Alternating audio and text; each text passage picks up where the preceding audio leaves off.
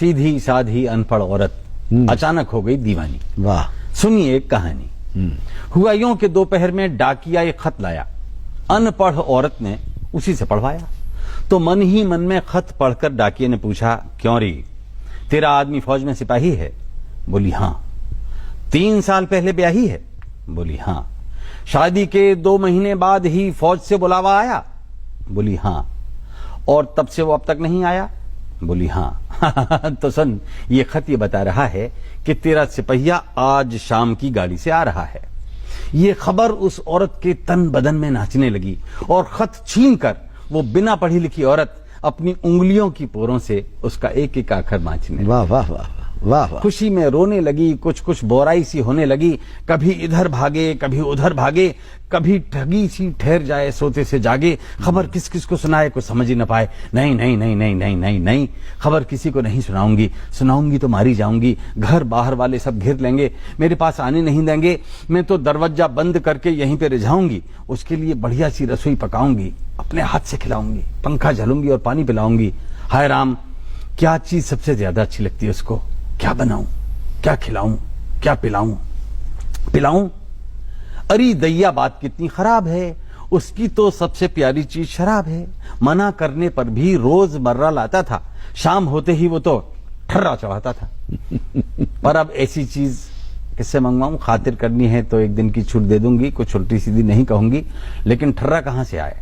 ऐसी चीज भला किससे मंगवाए?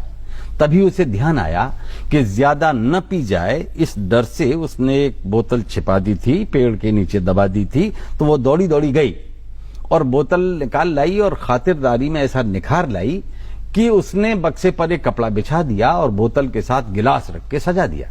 और इंतजारी की बेकरारी में सोचने लगी कि एक बार तो उसने मुझसे भी कहा था कि पी।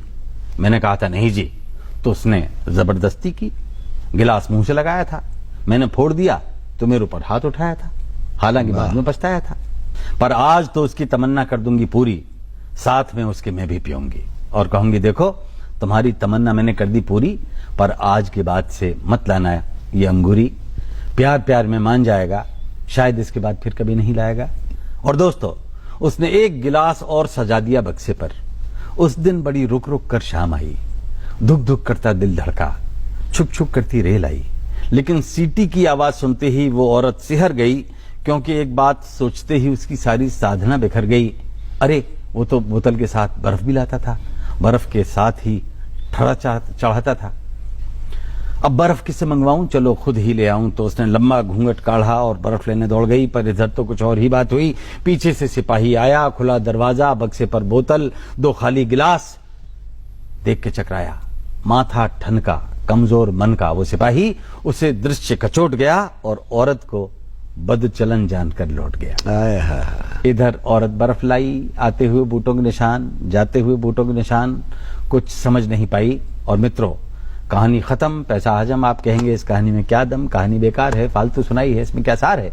तो मित्रों, चमन के मित्रों, ये कहानी मैंने आपको इसलिए सुनाई है कि आप इतने सारे लोग इसे सुने और कभी संयोग से किसी गली में, सड़क पर, मोहल्ले में या बाजार में वो फौजी आपको मिले तो उसे असलियत बता देना, उसे समझा देना कि तेरी औरत आज भी तेरे आते हुए बूटों के निशानों पर उंगलियां फिरा रही है और तेरे जाते हुए बूटों के निशानों को अपने आंसुओं से मिटा रही है। लौट जा, लौट जा, लौट जा, उसका बहुत ऊंचा चरित्र है।